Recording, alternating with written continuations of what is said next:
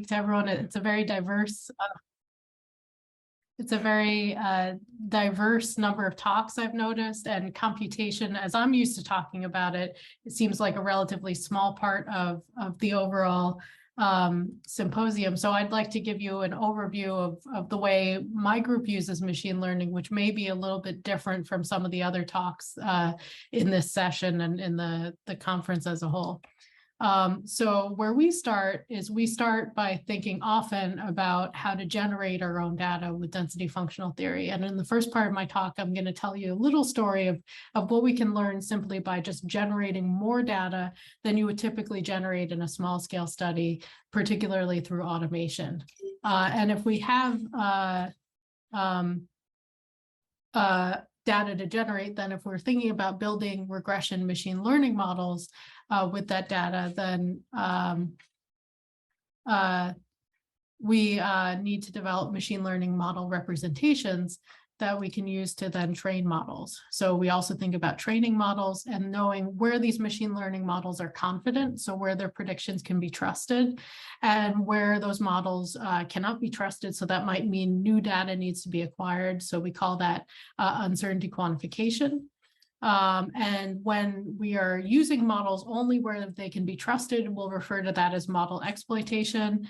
But the more interesting thing to do is, rather than simply going on and generating all this data and then applying it to chemical discovery, as my group does, the other thing to do is to use what's called model exploration. So specifically focusing on optimizing a material's property at the same time as iteratively retraining the model. And I'll focus more on the latter approach and show you some examples in Catalysis that we've done. And ultimately, our goal in my group is to engage in chemical discovery, so to discover new catalysts and materials through this automated high throughput screening approach accelerated by machine learning. And usually our goal is not simply to come up with one molecule, because these are computational studies.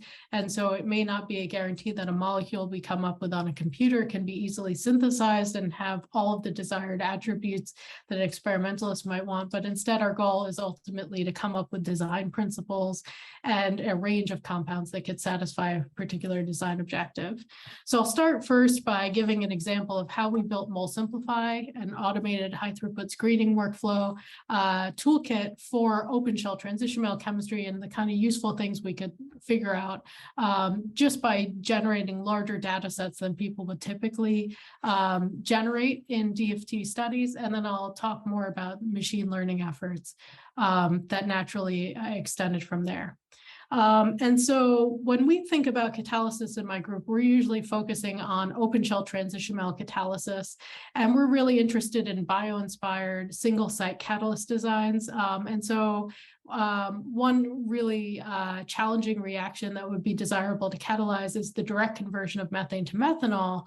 And what you can say in words is the observation that usually making the oxo formation favorable, which is something that an enzyme can do, usually then destabilizes the next step that you need in the radical rebound mechanism, which is hydrogen atom transfer.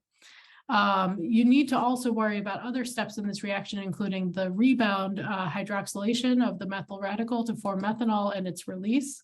And I'll come back to methanol release later in my talk. But one of the things we're interested in was understanding simply, do heterogeneous catalysis scaling relations apply in single site catalysis? Specifically, the word phrase favoring oxo formation usually worsens hat can be written down as a linear free energy relationship. And these are widely used in screening heterogeneous catalysts, because if you can write down all of these relationships between each of the different steps, that making oxo formation favorable makes hat less favorable, you can turn this into a single descriptor for a whole catalytic cycle that creates a volcano plot. And why volcano plots are attractive is they can take, a highly multidimensional reaction coordinate and turn it into a single descriptor for screening. Where it's also a liability is the fact that only the most precious metal might sit at the top of this volcano plot. The top of the volcano might be too short, or it may be impossible to synthesize the material sitting at the top of the volcano plot. So using MolSimplify, we were interested in creating a series of 500 model catalysts. And so we did this all automatically. The student involved set up our code and then went away on an internship, and we looked together at what data he got when he came back. What we did was we mimicked catalytic environments by stretching or compressing the metal ligand bond, distorting the metal in and out of the plane, and changing coordinating atoms around the metal. And so the first time we did this with all iron 2 high spin. We've since generalized it to other metals and oxidation states, but I don't have time to talk about that today. So this is what we got. And I don't know about you, but I don't feel comfortable drawing a single straight line through this data, but we weren't ready to give up there. We wanted to look at what the trends were in this data. So some of the trends we observed were that specifically we could see a clear trend in ligand field strength, that strengthening the ligand field made oxo formation more favorable, but HAT less favorable. And this is something that's since been observed in metal organic framework catalysts as well. But we could also isolate the data to simply the oxygen coordinating atoms. So by looking at a single set of the catalysts, we could start to see a line structure emerging. This really defied our intuition. So by changing the metal ligand bond length, what we were doing is basically modulating the ligand field. If you had asked me before we did the study, what's going to be the most important thing, I would have told you, oh, modulating the metal ligand bond length, because that's what overall catalytic ligand structure is really doing. And in fact, what was interesting instead was what differentiates these 3 lines we see are the metal ligand plane dihedral. And we can actually go back and color the full data set by this metal ligand plane dihedral, and they're still more scattered than you would typically see in a heterogeneous catalysis scaling relation. But this tells us now that we can, roughly speaking, move between these parallel lines if we induce this distortion at the metal ligand plane. And that's because different orbitals are participating in the hydrogen atom transfer versus oxo formation, and this metal ligand plane adjust the positioning of those orbitals. So I've shown you what we can do with high throughput automation, but it's clear that, you know, something faster than high throughput is needed. That was where we reached our conclusion, was that even though we could automate DFT calculations, we needed something faster than that. And we were motivated by the fact that if you want to study transition metal catalysis and transition metal complexes, there's a significant amount of diversity of the possible ligand structure, the metal center, the spin of the metal center, the metal identity we might choose, the oxidation state it might be in, and all of these factors combinatorially create a very large space that has been very sparsely explored through experimentation or through computation. And so what we wanted to do was we wanted to develop a strategy for accelerating the discovery of new transition metal catalysts. And the way that we would want to build machine learning models that could accelerate discovery is going to motivate something different than what people were doing in organic chemistry, where this was more well developed. And so the first time this was started out in my group was started by a grad student who has now since graduated and is currently at AstraZeneca in Sweden. And he said, I have a homework problem. It's my first year machine learning class. What would you like me to train a machine learning model to predict? And so I was naturally a little bit dismissive of what I thought a machine learning model could do at the time. And so the first thing I wanted him to predict was the quantum mechanical ground state spin of a transition metal complex, as well as the spin splitting to the next lowest state. And because I knew we were going to be using DFT training data, I wanted to know how sensitive that prediction was to the DFT exchange correlation functional we used. And I wanted him, because we had this automation workflow, I wanted him to predict the metal ligand bond length rather than use that as input. So everything we did not use anything about the geometry of the transition metal complex. And we worked with relatively modest data sets, a few thousand octahedral transition metal complexes chosen to lift the degeneracy that would have happened in unsaturated complexes, as well as the fact that octahedral complexes are highly relevant for catalysis. And we worked with relatively modest data sets, a few thousand data points. And so this really motivated us to put a lot of early effort into understanding how to optimally tune the representation of our transition metal complex. For instance, a lot of organic descriptors focused on all of the atoms and their identities, whereas a lot of basic principles in inorganic chemistry, such as ligand field theory, throw away most of the information far away from the metal. And so we had an idea that the right answer for transition metal chemistry was somewhere between these two limits. And so we developed two sets of descriptors. I'm going to focus on only one of them here, and they're called revised autocorrelation functions. They're extensions of Moreau-Brodeau autocorrelation functions, which are products and differences on the molecular graph in the revised autocorrelation form. And so they're geometry free. And we can either focus in on the ligand or focus in on the metal, and in that way really highlight what's going on in those specific environments when we compute these autocorrelation functions. And this is what they look like. The heuristic properties we obtain are from a lookup table. They're not from a DFT calculation, and so they're no cost to compute. They include things like nuclear charge, electronegativity, which we generally call our more electronic descriptors, covalent radius, topology, and identity, which are more geometric in nature. And the result is that what I'm showing here are the mean absolute error predictions of DFT ground truth, adiabatic high spin, low spin splitting properties. So this is what I told my student I wanted us to predict. MCEL25 is our first set of descriptors, which was an ad hoc descriptor set. The other three bars in gray, blue, and green are our rack feature set. The full rack feature set has 150 features. But then when we apply feature selection to only choose the informative features, which I'll talk about more on my next slide, we retain that accuracy while reducing the dimensionality of the feature set. And the result is that we're able to achieve about 1 kilocal per mole mean absolute error with respect to ground truth DFT data, meaning that we can get a prediction from a regression model, typically a neural network here, or a kernel ridge regression model. We can get a prediction in about a second once the model is trained versus the hours or days that the full DFT calculation would have taken. And on the same data set sizes, we do tremendously better than whole molecule representations because we throw away uninformative information about the transition metal complex. And so I mentioned that we carry out feature selection, which I'll highlight more on the next slide. But basically, what we can do is we can do something like recursive feature addition into a kernel ridge regression model, and we can look at which features matter most for predicting a specific property.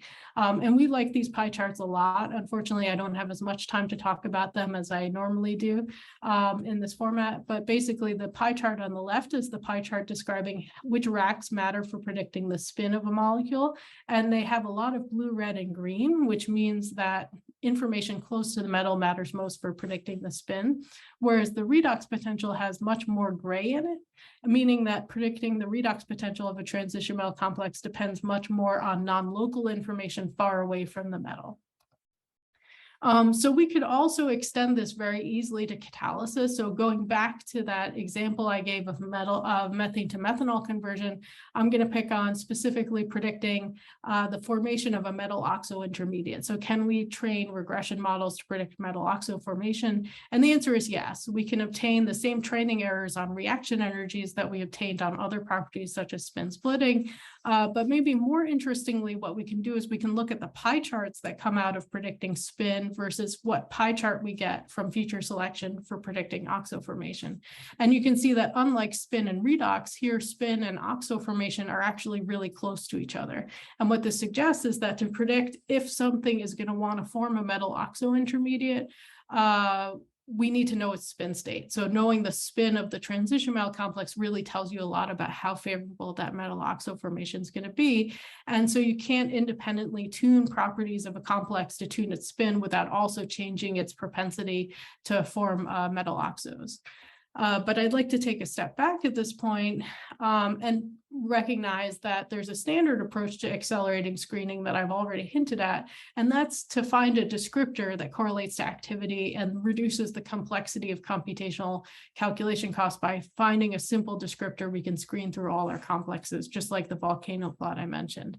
And one had been proposed for this type of reaction at a metal center, and the idea is that if we focus here on going from iron 2 to iron 4 oxo to form a metal oxo, for instance, what we have is we have something like the HOMO level of the iron 2 state being fully ionized. And so the idea is if something's easier to ionize, it should lead to good oxo formation. So we can draw a graph predicting what we think we should observe, which is between the oxo and the HOMO level of the transition metal complex. We think we should observe the straight line, saying that oxo formation gets more favorable as the HOMO level gets destabilized. But this is actually what we see over a data set of around 1,200 complexes. And so we would fill in these question marks once again, just like I showed on my first slide. But what we can do is we can go back and we can train a model, and we can carry out feature selection to predict that HOMO level and look at which features matter. And at this point, we see that the HOMO level is a lot like that redox potential pie chart. It depends much more on the gray portion of the pie chart. It's much more non-local in nature. And so we can, in fact, see that there's, when you vary the size of your transition metal complex and you vary the metal, properties of the HOMO level are going to move around in a way that's not predictive of the oxo formation energy. And that's where these machine learning models can be particularly valuable. So I'd like to move on to what I was talking about with regards to machine learning model exploration. I've shown you a little bit of what we can do from exploiting models and also interrogating what those models can do. But we wanted to look at how do we start to really get to addressing multi-objective challenges and challenges where the search space for the transition metal catalyst needs to be large. And so the first time we did this, I was a little afraid to do this with catalysis. So we picked a problem we thought would be easier than catalysis, and that's redox couple design for redox flow batteries. It turns out this is not any easier than catalysis, but I didn't know it at the time. And so what we wanted to do was we wanted to take a look at the fact that vanadium ACAC complexes are typically used in redox couples for redox flow battery design, but we wanted to take a look at how we could maybe design new complexes that had good stability and resistance to crossover. This is one key design objective, good solubility in polar non-aqueous electrolytes, and as well as a high redox potential for good energy storage characteristics. And so we addressed the stability and resistance to crossover challenge by building a very large candidate pool of 38 heterocycles that we fused together to form 779 bidentate ligands. We tried to maintain synthetic realism by picking heterocycles that had been well studied in other organic ligands previously. And so we didn't allow for anything totally off the wall in our chemical structures. We added functional groups to tune the polarity of the complex, presumably to tune the solubility. And we combined all of this with 4 metals. And if you just do the combinatorics of this, we picked 4 metals that are earth abundant but have been relatively understudied for this application. And when you put all these together, you end up with 2.8 million bulky homoleptic transition metal complexes. And these transition metal complexes look nothing like anything that we had studied in my group previously. And so we were really starting from scratch, and that's where it comes to model exploration. So what we need is a combination of an optimization algorithm with uncertainty quantification to tell us where to go and how to optimize in this space. And so I'm going to write down a 2D optimization profile where log P is our proxy for solubility, and we're also optimizing redox potential. And I'm going to show this as a cartoon and then with real data on the next slide.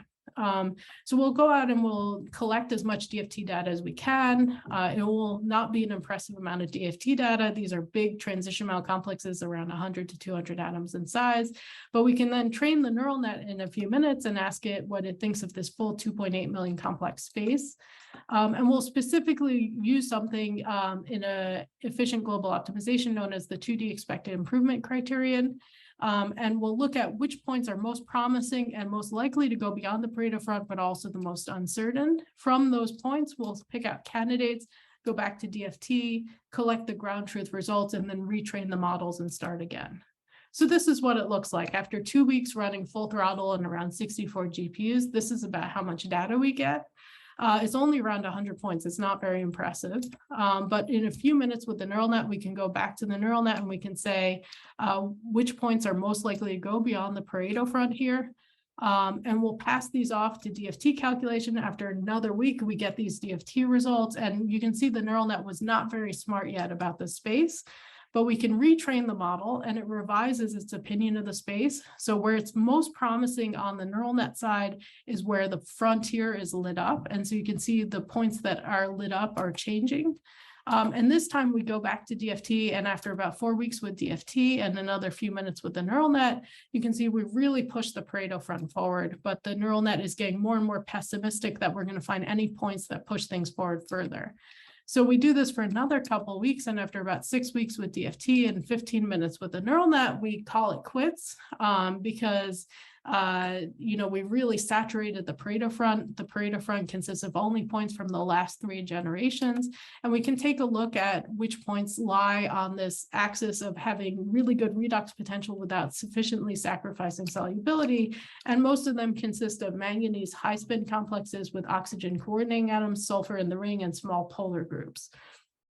And so these are design principles that are fairly convergent, and we can ask ourselves, well, how much faster did we do than if we just randomly brute force picked out complexes from this 2.8 million compound space? And a conservative estimate says that we were accelerating by at least 500 times. And 500 times faster does not sound that fast to me. I'm used to hearing all these off-the-wall numbers that people quote when it comes to machine learning, until you realize that 500 times 6 weeks is about 5 decades. And so this is about having an answer in around a month versus not having an answer in a lifetime for a design objective. And so we went back and we addressed the catalysis question. So we went back specifically to thinking about these methane-to-methanol catalysts, and we wanted to focus on a different aspect of this catalytic cycle. So we wanted to specifically think about, okay, there's a weak scaling relation between OXO and HAT, but the real challenge in methane-to-methanol conversion is avoiding overoxidation of methanol. And so how do we ensure that we have good methanol release while also having favorable hydrogen atom transfer? And we created this time a 16 million catalyst search space, which we created by stitching together, again, substituent fragments and having a series of rules of how we stitch together fragments and bridges.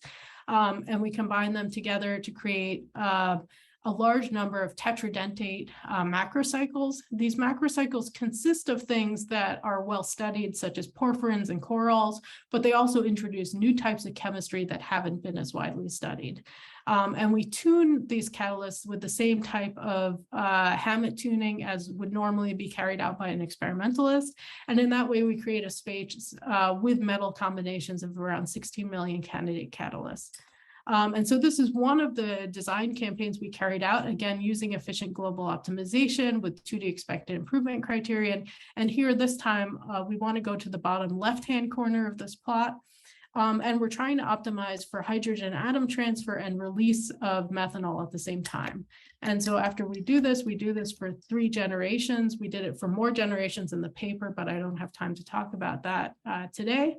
But after this initial study, what we found was a couple of interesting things. One was that really to get good release energetics while not sacrificing hydrogen atom transfer, one of the key things to have was to have an anionic axial ligand. And this is a strategy that nature engages in a fair number of heme proteins. But the idea is that having that anionic axial ligand reduces the metal partial charge, and as a result makes the electrostatic interaction of methanol less favorable. But I wanted to finish my talk today with a brief story about something that, again, takes us to a different material space, and that's metal organic frameworks. And metal organic frameworks have a ton of interest and potential as catalysts because they have kind of the key attributes of homogeneous molecular catalysts, but also the scalability of heterogeneous catalysts. And a lot of the present day applications of metal organic frameworks, though, have focused on their storage and separations of gas molecules. And so as a result, typically when people do machine learning of MOFS, they focus on pore geometry features. And so we were interested to know if those revised autocorrelations we use in transition metal complexes could also be useful for MOFs. And the way we did this was we broke down a MOF into its domains, much like a MOF chemist would, in terms of thinking about the metal SBU, the linker, and the functional groups. And so indeed, adding these features improves models trained to predict even gas uptake properties. But we can also do this pie chart game I talked about earlier for transition metal complexes now for looking at when the chemistry matters most for metal organic frameworks. And so what we see is in ultra low pressure regimes, metal organic framework metal chemistry from the SBU really dominates. Whereas the geometry features matter less. And when we go to higher and higher pressures, then the geometry takes over. And this really matches our intuition.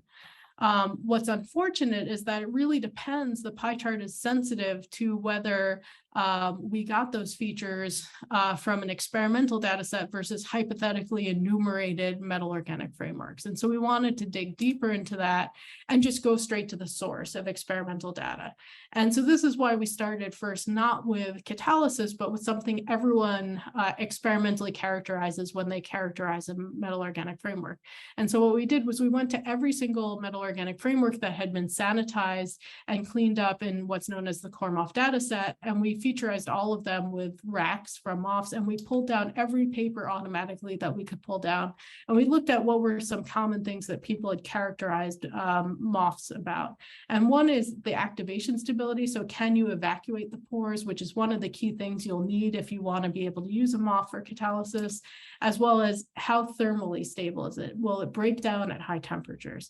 And so we addressed both of those things. We curated data sets that could allow us to be able to directly machine learn on those experimental data sets for both of these. And so we trained a classification model that was able to predict what makes something activation stable. This is based on natural language processing of all the papers that we curated. And we could also interrogate using an analogy of those pie charts, which features matter most in a MOF. And surprisingly, what we found was that linker chemistry really dominates, whereas heuristics had really focused much more on the metal. We could also train a regression model to predict the thermal stability of a MOF. And given the uncertainty in the experimental measurements, these models are very predictive. And again, for thermal stability, the linker chemistry really seems to dominate. And we could see if these models were learning the right things for the right reasons. So even if we couldn't automatically download a paper, there are many cases where we could go ahead and pull the paper down manually and read it. And when we did that on a hand curated set of manually read papers, the errors of our models were comparable as on this completely unseen set to our original test set. And so this gave us confidence to actually use our models to suggest some engineering opportunities.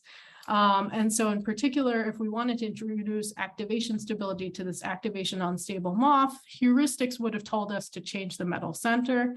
But instead, our model suggests that we should get rid of this methoxy group on the linker, that's really the problem. And so in fact, doing that recovers our activation stability regardless of which metal we use. We could do the same thing with thermal stability to increase the thermal stability of this copper MOF. What we should do is fluorinate the linkers to strengthen the metal oxygen bond. And indeed, that does a good job of increasing the temperature at which the MOF degrades.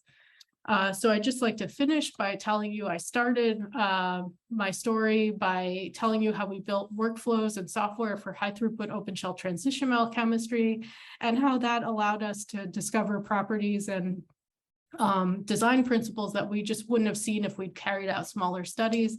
This naturally led us down the path of building open shell transition metal complex property prediction models, including neural nets and kernel ridge regression models.